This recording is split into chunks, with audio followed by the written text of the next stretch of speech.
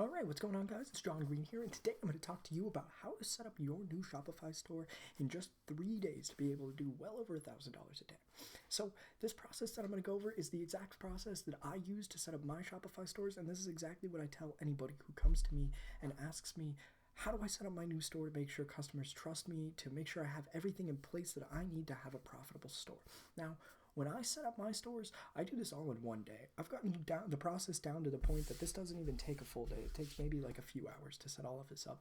And the reason I split it up like this is just to make sure the workload is reasonable every day, to try and split up the pieces to different, general like categories, and so that you can focus on one thing every day. But realistically, the 3-day setup doesn't have to be how I laid it out in this video. You can sort of mix and match and do these pieces in whatever order you want, but I set it up in the way that I think it is the most logical and is the most beneficial to you. But realistically, this is sort of just a template, kind of a checklist, just to make sure you have everything you need to run a profitable store.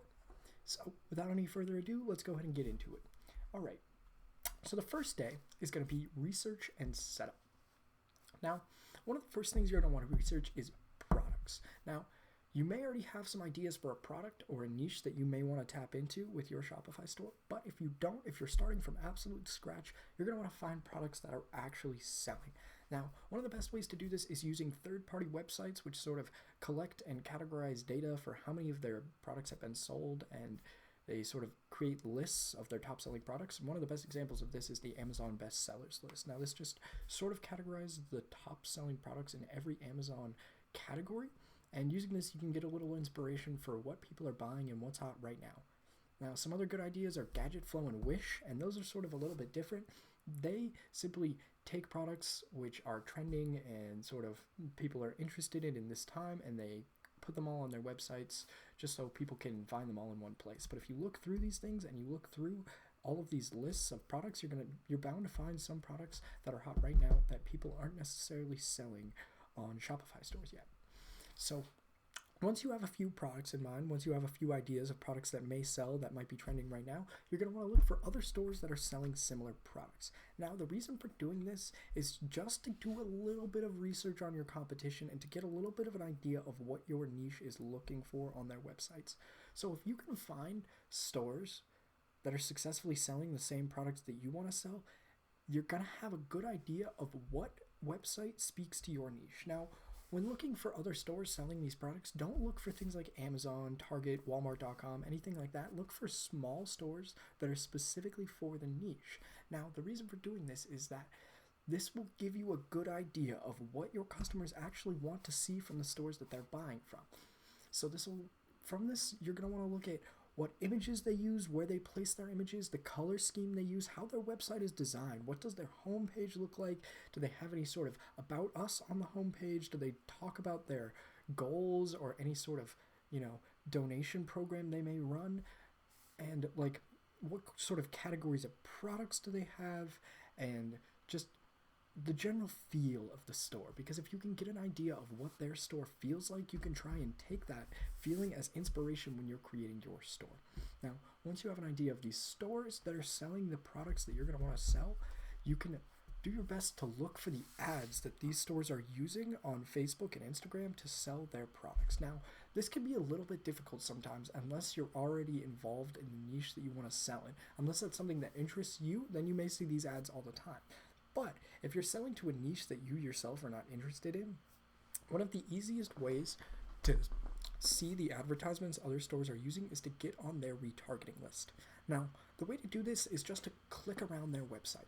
Just visit their website, add a few products to the cart, initiate a checkout. You don't necessarily have to buy anything, but if you can sort of just complete a few actions on their website and they are using Facebook retargeting, you'll likely get added to their retargeting list. And this means that when you log into Facebook, you'll likely see an advertisement from them for some of the products that they're selling. So it may not be instantaneous. You may not be able to click on their website, add a few things to cart, jump right back to Facebook and see their advertisements immediately. But if you give it a little bit of time and you complete a lot of actions on a variety of different websites in your niche, you'll likely be able to see at least a few advertisements from that niche. To make this a little bit easier, there are plugins for Chrome like Turbo Ad Finder, which will show you only ads in your Facebook and Instagram feed. And this makes it a lot easier because you don't have to wade through posts from your friends and pictures and things like that. You can just see advertisements, and you can just look for advertisements from your niche. So the reason for looking for the ads is so that you can get an idea of the creative that your niche would like to see. Now, since these stores are successfully selling the products in your niche and they're advertising them, you can say that they're likely successful with their Facebook and Instagram ads. So if you can look at the ads that they're using and you can take a little bit of inspiration from them, you'll likely be able to create a much more successful ad campaign than if you were just trying to create it all on your own with no idea of what will work and what won't. So once you've sort of found a few ads, a few stores that are selling things in your niche, you're going to want to look for brands and influencers in your niche. Now, finding stores selling similar products will help you find brands, but influencers, you're going to have to do a little bit more research. You can use keywords on Instagram, and you can sort of just Google around and see what are the big names in your niche. Who are the people, who are the faces of your niche? Now, the reason for doing this is it's going to help you get another idea of what your niche is looking for. It's going to help you see who these people are. If you can find influencers that are involved in your niche, and you can look through the things they post about, it'll give you a good idea of what the people in your niche are actually interested in, what their lives are actually like. And also, this is going to help you when you're creating your targeting later on. So if you can find these brands and influencers at this point, it's going to make it much easier for you later on when you're creating your Facebook targeting to compile these brands, compile these influencers, and target people who are interested in them. So those last 3 bullet points are just sort of to help you later on. It's just a little bit of preliminary research to make sure you know what's going on in your niche, who's involved in it, and what they want to see.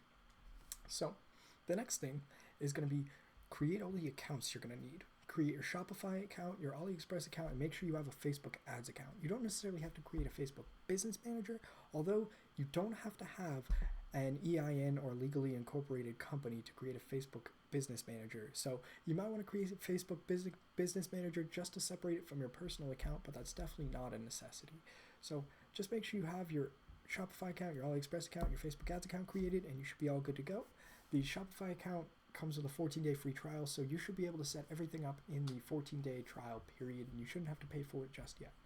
So once you have your research and setup done, the next thing is going to be Shopify. So day 2 is Shopify day. Today is going to be the day that you spend setting up your store and making sure you have everything that you need for people to trust your store and for you to be able to talk to your niche well. So one of the first things you're going to want to do when you set up your new store is choose a theme. Make sure that the theme you choose is simple and it's clean. Now, this is for a variety of reasons, but anymore people they do not like cluttered websites. It drives visitors away. It makes your load times longer. It's really hard to see on mobile, and it's just generally not a good idea to go for something super complicated. So choose a simplistic theme. Some of the best I like for that are Brooklyn or Boundless, but you can choose whatever you want. Doesn't necessarily matter. Just make sure it's simple and looks good. The next thing you're going to want to do is create collections for your products and add them to the homepage. Now, what I like to do for my collections is I like to have a collection for sale products, for trending now products, as well as any categories of products that I may be selling on my store. I like to have all of the collections available on the homepage as little icons, so you can click on them and go straight to the collection. But for the sale collection and the trending now, I like to show the products in the collection on the homepage, if that makes any sense. So I like to have on sale now, and then the products that are in that collection, as well as an icon that's sale now, and that takes them straight to the collection. So show off a few of your collections on the homepage, but have links to the rest of them as well. The next thing you're going to want to do is set up your About Us page, your privacy policy, refund policy, and your terms of service. Now, this should be really, really easy because at the end of the day, it doesn't necessarily matter too much at this point. The only thing you're really going to have to write out is the About Us page. So for the About Us page, don't do anything super complicated. Don't go too hard. Don't try and tell the greatest story in the world. Just say something nice and simple and easy. And the reason for doing that now is that very likely no one is ever going to read your About Us, and especially right now when you're on your first day selling, very few people are going to see your About Us page, so it doesn't necessarily matter if it's not the greatest thing in the world, but it's good to have something. It's good to have something there that says what your company's about in case anybody cares to look at it, but they probably won't, so don't take too much time to do it. For the privacy policy, refund policy, and the terms of service, you can, in the Shopify checkout options page, there's a choice to create a sample terms of service, refund policy, and privacy policy. You can go in and just create those sample policies and then copy and paste them into a page, title it privacy policy or whatever, and that can be your privacy policy. It doesn't ever have to be anything better than that, because very likely no one is going to read it, and if they do, the Shopify templates work great. They say everything they need to, and it's just, you don't need anything other than that. So once you have these about us, privacy policy, refund policy, and terms of service created, you're going to want to link to them in the footer. You're going to want to add a footer menu and include those things in it, and that's going to help build trust with your site. It's going to make it look like a reputable company, and it's going to make it look like you have things set up like you should. So once you have all that set up, you're going to want to add images to your homepage and the collection. So the collection images, those don't necessarily have to be the greatest things. Just try and relate it somewhat to the collection and make it look somewhat visually appealing so that they have an idea of what the collection is going to entail before they click on it. But the homepage images, those are very important. So when I say homepage image, I'm talking about the hero banner or whatever you have at the top of your page when they first click on it. Now, what you choose for that image is going to be very important, because that's going to set the tone for what your store is like. Now, people probably aren't going to be coming to your page, or coming to your website, from the home page at this point. So you're probably going to be directing them to product pages through your advertisements, but it's still good to have your homepage tell a story, to use images that will sort of convey what your store is about and the things that you're interested in. So take your time when choosing the homepage image. The collection images don't necessarily have to be the greatest things in the world. You can always improve them later. So when I create a new store, I like to make sure I have at least 10 products imported before I start advertising. And the reason for this is, if you only have 2 or 3 products in your store, it's going to seem very weird to your customers. And if they look at your collection, and if all your products only has 2 or 3 in it, they're going to probably be a little bit skeptical of your store, and they probably won't buy from you. So I like to have at least 10 products imported, and after you import these 10 products, you're going to make sure you're going to want to write the descriptions for them and add images as well as reviews. So when you're writing your descriptions, don't use the standard AliExpress supplier description. You're going to want to write your own description. Take your time, because this is going to be one of the most important parts. If you're going to take your time on one thing, take your time on importing your products, giving them a good name, a good description, a really good description, in fact, as well as quality images, because these are the pages your customers are going to see most, and these are going to be the pages that are going to matter the most to them and going to make them either trust your store or not. So import those 10 products, write the description, add images, and then add reviews to the products. Now, there are many apps out there that'll let you extract reviews from things like Amazon and AliExpress and import them to your Shopify store. I believe one of them is called Review with a Y. So get one of those, extract some reviews from AliExpress or Amazon, and then add them to your product, because that, once again, is just going to help build trust. Now, once you have all that done, you're going to want to get your apps. Now, in order to import your products, you're going to have Oberlo already. So maybe one of the first things you should do would be download Oberlo, but the other apps aren't necessarily key when you're first setting up your store. So some of the other apps I recommend are Scarcity, a scarcity app which will help you create timers and add them to your product pages. The one that I use is Hurify, because you are allowed to add timers to full collections. So I like to add timers to everything in my sale collection, but that's not necessarily necessary. Just get a timer, or get an app that'll allow you to add timers to specific product pages, because that'll help sort of push your customers to purchase now instead of waiting. So get an app for Scarcity, get Oberlo so you're able to import products and fulfill your orders, and get an app which will allow you to import reviews to your store. Now, the next thing you're going to want to do is get a custom domain. Now, the .myshopify.com may work for you. You may be able to sell things, but at the end of the day, people are not going to trust something that doesn't have a custom domain, and it's just going to seem a little bit unprofessional, and it's going to induce a little bit of skepticism if you don't have a name for you don't have a domain related to the name of your store. So get a domain and set up your domain, and just make sure that your store redirects to your custom domain. So that'll be day 2. That's all you need to know to set up Shopify. And day 3 is going to be Facebook. So the first thing you're going to want to do in terms of Facebook is create a Facebook and Instagram page for your company. Now, excuse me. Now, on these pages, they don't necessarily have to be super complex yet, but you're going to want to add quite a few images just so it seems like there's been some activity on your page. You can post them all back to back, but just have 5, maybe 10 images related to your niche on your Instagram and Facebook page, just so it looks like those pages weren't created today, even though they were. So just make sure you have a little bit of content on them, write a little bit about what your store is about, but for the most part, the pages can be really simplistic to start with. Just make sure you have a Facebook and Instagram page, because then you'll be able to advertise using those pages. So once you have those Facebook and Instagram pages, you're going to be able to get into the Facebook Ads Manager using the account that you created on day one. So once you're into the Facebook Ads Manager, you're going to want to create an audience. Now, the reason that you used, or the reason on day one I had you research the brands and influencers in your niche, was so that it would be much easier to create a targeted audience later on right now. So using the brands and influencers that you found, create a targeted audience of 1.5 to 3 million people to show your advertisements to. Now, to do this, you could sort of create a flex targeting where you exclude people who like certain things or include people who only like different groups of products, but mess around with it, mess around with the flex targeting, and see what you can do to create an audience of people around 1.5 to 3 million, while also using as many of the brands and influencers in your niche as you can, because the more you use, the more narrowed down your audience is going to be, and the more you're just going to find more passionate customers.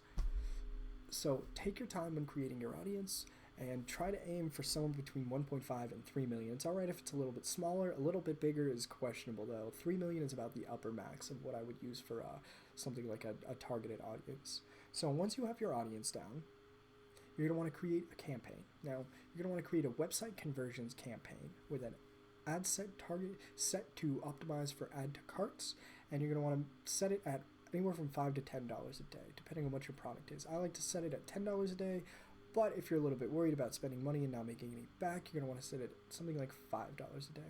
Now, I went over in a previous video how to know if you have a winner and how to test your advertisements, so I'm not really going to get into too much detail about this, but just know, create a website conversions campaign, add to cart ad set, and $5 to $10 a day. Now, here's where the ad research comes in handy, because at this point, you're going to have to create the creative for your advertisement. You're going to have to create the text, and you're going to have to create an image to use.